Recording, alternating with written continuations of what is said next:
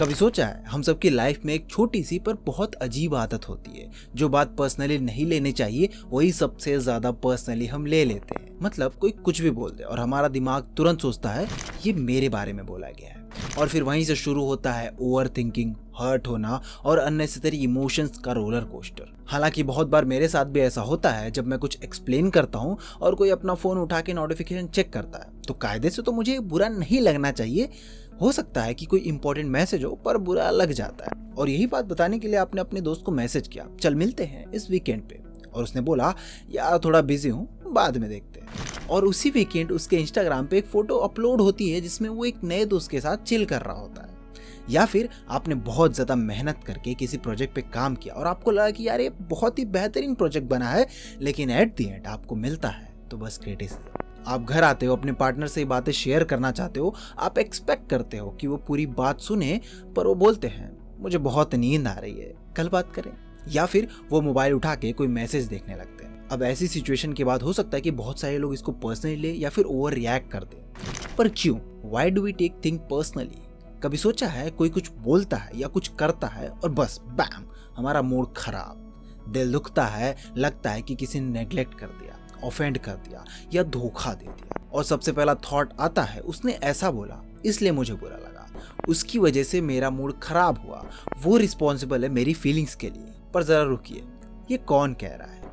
ये सोच कहाँ से आती है? ये आवाज है हमारे अंदर के ईगो की, वही ईगो जो कहती है मुझे इंपॉर्टेंस मिलनी चाहिए, लोग मुझे समझे, मेरी इज्जत करें और मुझे क्रिटिसाइज ना करें। ईगो चाहती है एक्नॉलेजमेंट, आई एम राइट, मुझे गलत मत कहो। पर सच बताओ कि क्या तुम जिंदगी भर बस राइट रहना चाहते हो? क्या हमारा गोल यही है, हमेशा सही साबित होना? जब ईगो हम पे कंट्रोल ले लेता है तो हर छोटी बात एक बैटल बन जाती है। कोई कुछ बोल दे तो लगता है हमारे खिलाफ है, कोई एग्री ना करे तो लगता है अटैक कर रहा है, और ऐसे ही पूरा दिन एक इनविजिबल वॉर चलती रहती है हमारे और इस दुनिया के बीच। एनर्जी ड्रेन होती है, पीस चली जाती है और हम खुद से ही थक जाते हैं। अब जरा इमेजिन कीजिए, अगर हम चीजें पर्सनली लेना बंद कर दें तो जिंदगी कितनी ज्यादा हल्की हो जाए। किसी के पास आपके ऊपर पावर ही नहीं बचेगा, कोई आपका मूड कंट्रोल कर ही नहीं पाएगा, आप फ्री हो जाओगे और इस फ्रीडम में आपको मिलेगा पीस, कनेक्शन और हार्मनी। क्योंकि जब हम पर्सनली लेना छोड़ देते हैं तो हमारी एनर्जी उन लोगों के खिलाफ नहीं जाती जो हमें चुभते हैं, बल्कि उस एनर्जी का यूज हम खुद के लिए करते हैं, अपनी ग्रोथ के लिए, अपनी खुशी के लिए। तो सवाल सिंपल है, आपको सही रहना है या खुश रहना? क्योंकि दोनों एक साथ नहीं मिलता। और हाँ, मुझे पता है कि कुछ लोग सोच रहे होंगे कि मैं दोनों कर लूंगा, मैं सही भी रहूंगा और खुश भी। अरे भाई, थियरी में पॉसिबल लगता है, पर प्रैक्टिकली ईगो और पीस एक प्लेट में सर्व नहीं होते। तो अब क्या किया जाए? मैं बताता हूँ। तो चलिए बात करते हैं दो स्ट्रैटेजीज की, दो सिंपल स्ट्रैटेजीज जिनसे हम सीख सकते हैं कि चीजें पर्सनली लेना कैसे छोड़ा जाए। पहली स्ट्रैटेजी, इट्स नॉट अबाउट मी। अब आप सोच रहे होंगे ये क्या बात हुई, अरे जब मैं हर्ट हो रहा हूं तो ये कैसे मेरे बारे में नहीं हो सकता है? थोड़ा अजीब लगता है ना, पर जब हम चीजें पर्सनली लेते हैं तो हमारा पूरा फोकस होता है एक ही जगह पे, मैं। उसने मेरे साथ ऐसा क्यों किया, मुझे क्यों इग्नोर किया, मैं इतना एफर्ट लगाता हूं फिर भी ये रिएक्शन। सब कुछ घूमता रहता है, मी, माई सेल्फ एंड आई, और वहीं से शुरू होता है पर्सनली लेना। चलिए एक सिंपल एग्जांपल समझते हैं। आप प्रेजेंटेशन दे रहे हो और कोई बंदा सामने बैठा फोन देख रहा है, तुरंत दिमाग रिएक्ट करता है, वाह मैं इतनी मेहनत से बोल रहा हूं और ये बंदा फोन में बिजी है, क्या डिसरिस्पेक्ट है, और ऑफेंड हो जाते हैं, हर्ट फील करते हैं। पर अगर आप जरा पर्सपेक्टिव बदले तो पिक्चर बिल्कुल अलग नजर आएगी। हो सकता है उसके फोन पे कोई इंपॉर्टेंट मैसेज आया हो, शायद उसका कोई अर्जेंट काम चल रहा हो, या किसी फैमिली मेंबर का टेक्स्ट आया हो जिसका वो इंतजार कर रहा हो, या फिर और ये भी हो सकता है कि उसको आपकी प्रेजेंटेशन इतनी पसंद आई कि वो नोट्स लिख रहा हो। देखा ना, एक ही सीन के कितने अलग मीनिंग हो सकते हैं, बस नजरिया बदलने की देर है। और यही तो मैजिक है, जब आपका फोकस मी से वी पर शिफ्ट होता है तो इरिटेशन की जगह अंडरस्टैंडिंग आ जाती है, ब्लेम की जगह एम्पैथी आ जाती है और दिल हल्का लगने लगता है। अब मान लीजिए कि आपका एक छोटा सा बेटा है जो हमेशा गेम खेलता रहता है। आप अपने बेटे से सोने के लिए कहते हो पर वो मानता नहीं और वो रोने लगता है, चीखता है और गुस्से में बोलता है आई हेट यू। अब क्या उस बात को आप पर्सनली लेते हो? नहीं ना, क्योंकि आप जानते हो कि ये उसका गुस्सा नहीं, उसकी नीड है। वो बस सोने से बचने की कोशिश कर रहा है। उसका आई हेट यू का एक्चुअली मतलब है I still want to play.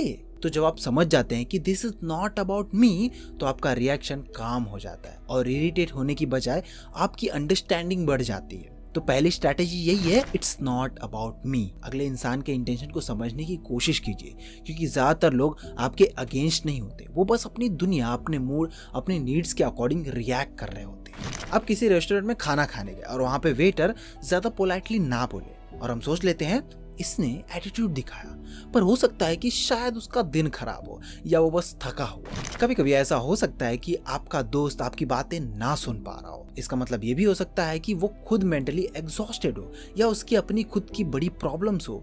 So it's not about मी। पर क्या ये इतना आसान है? ऑन पेपर तो लगता है, बट इन रियलिटी हमारा दिमाग हजारों थॉट्स से गुजरता है और उसमें से लगभग 80% थॉट्स नेगेटिव होते हैं। अब मान लीजिए आप ऑफिस में आप दो कलीग्स को बात करते हुए देखते हैं और जैसे ही आप वहां से गुजरते हैं वो दोनों एक दूसरे की तरफ देखते हैं और हंस पड़ते हैं। अब तुरंत दिमाग रिएक्ट करता है ना, बस ये मेरे बारे में बात कर रहे हैं, पक्का मेरे आउटफिट का मजाक उड़ा रहे हैं, या शायद प्रेजेंटेशन में मैंने कुछ गलत बोला था, अब उसी पे हंस रहे हैं। पर रुकिए जरा, क्या ये सच है? क्या आपको पता है कि वो आपके ही बारे में बात कर रहे हैं? नहीं।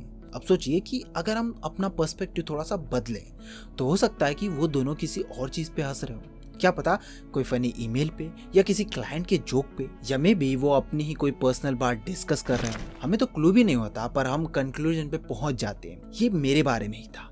लेकिन अगर हम उस मोमेंट में थोड़ा सा पॉज लेते हैं और खुद से कहें वेट, मुझे कुछ नहीं पता, हो सकता है इसका मुझसे कोई लेना देना ही ना हो, तो वो छोटी सी बात जो पहले ट्रिगर बन गई थी अब एकदम नॉर्मल लगने लगी। देखिए, दूसरों के इंटेंशंस में पॉजिटिविटी देखना ये कोई ऑटोमेटिक स्किल नहीं है, ये एक प्रैक्टिस है, एक डिसिप्लिन है, क्योंकि हमारे दिमाग को आदत होती है नेगेटिव अजम्पशंस करने की। उससे निकलने के लिए ट्रेनिंग चाहिए, अपने आप को बार बार याद दिलाने की कि एवरीथिंग इज नॉट अबाउट मी। जब तक आपको पूरी बात पता ना हो तब तक किसी कंक्लूजन पे जाना समझदारी नहीं होती। लेकिन एज आई सेड, कुछ चीजें थियरी में ज्यादा आसान दिखती हैं पर उतनी होती नहीं।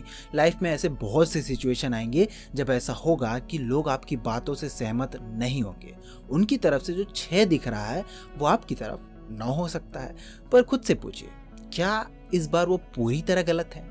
आपको भी पता है कि इस बात में थोड़ी बहुत तो सच्चाई जरूर है। कभी कभी ना मैं भी चीजें पर्सनली ले लेता हूँ, और जब ऐसा होता है तो मुझे अंदर से पता होता है कि इसमें थोड़ा सच तो है। ऑनेस्टली कहूँ तो हमें भी मालूम है कि हम हर वक्त दूसरों की नीड्स या फीलिंग का ध्यान नहीं रखते।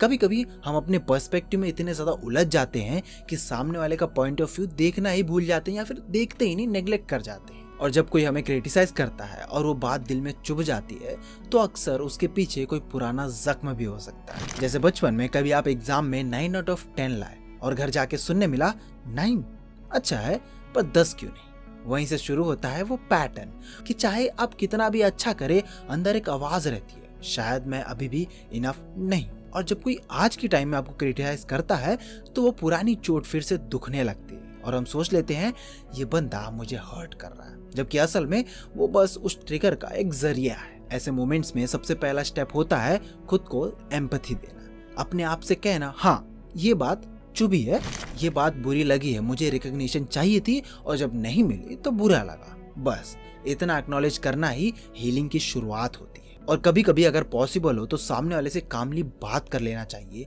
ब्लेम की जगह फीलिंग शेयर करनी चाहिए। जैसे आप कह सकते हैं हे मैं अपनी बात बता रहा था और आप बीच में टीवी ऑन करके चले गए। उस मोमेंट में मुझे ऐसा लगा जैसे मेरी बात इंपॉर्टेंट नहीं थी। देखिए, आपने ना गुस्सा दिखाया ना ब्लेम किया, सिर्फ अपने इमोशंस को शेयर किया। और जब हम वल्नरेबिलिटी के साथ खुल के बोलते हैं, जब हम अपनी फीलिंग्स शेयर करते हैं बिना अटैक किए, बिना किसी को ब्लेम किए, तो सामने वाला ज्यादा समझने लगता है, वो भी अपने बिहेवियर को समझने की कोशिश करता है। आखिर में बात सिंपल सी है, जितना हम अपने इमोशंस के साथ ऑनेस्ट होंगे उतना ही हम दूसरों से जेन्युइनली कनेक्ट कर पाएंगे। तो कंक्लूड, आखिर कैसे चीजें पर्सनली लेना छोड़ा जाए? बहुत सिंपल है, 2 step. Step 1, it's not about me. Her situation में पहला थॉट ये रखिए, शायद ये मेरे बारे में नहीं है। सामने वाले के इंटेंशन समझने की कोशिश कीजिए, देखिए उसने ऐसा क्यों कहा, किस मोड में कहा। जब आपका फोकस जजमेंट से हट के अंडरस्टैंडिंग पे शिफ्ट होता है तो इरिटेशन डिसॉल्व होने लगती है। और अगर आपको कभी लगे कि नहीं ये तो सच में मेरे बारे में है, तो वहां आता है स्टेप 2, इट्स अबाउट मी। अपने आप को एम्पैथी दीजिए, अपने इमोशंस को डिनाय मत कीजिए, एक्सेप्ट कीजिए, और अगर जरूरत लगे तो कामली बोल दीजिए, बिना ब्लेम किए अपनी फीलिंग शेयर कीजिए। ऐसे मोमेंट्स में आपका वल्नरेबल होना वीकनेस नहीं होती, वो आपकी स्ट्रेंथ बन जाती है। डोंट टेक थिंग पर्सनली, पर हाँ थोड़ा पर्सनली ज़रूर लीजिए, क्योंकि जब तक आप थोड़ा पर्सनली नहीं लेंगे तब तक आप इन 2 स्ट्रैटेजीज को टेस्ट नहीं करोगे। और सोचिए, अगर हम सब मिलके ये छोटी सी प्रैक्टिस अपनी लाइफ में ला दें, थोड़ा इट्स नॉट अबाउट मी और थोड़ा it's okay I feel this, तो कितनी सारी मिसअंडरस्टैंडिंग्स कम हो जाएंगी, कितने रिलेशनशिप और स्मूथ और मीनिंगफुल हो जाएंगी। सोच कर देखिए, अगर हम सब थोड़ा कम पर्सनली ले तो दुनिया कितनी ज़्यादा पर्सनली कनेक्टेड हो जाएगी। So this is the video guys. I hope कि आपको वीडियो बहुत ज़्यादा पसंद आएगा। इफ़ यस, तो ये वाली वीडियो भी ज़रूर देखना जिसमें मैंने बताया है कि हम रात के 2 बजे ओवर थिंकिंग क्यों करते हैं। चैनल को सब्सक्राइब कीजिए। मैं मिलता हूँ दोस्तों नेक्स्ट वीडियो में किसी नए टॉपिक के साथ। Till then be happy and stay tuned with the goal.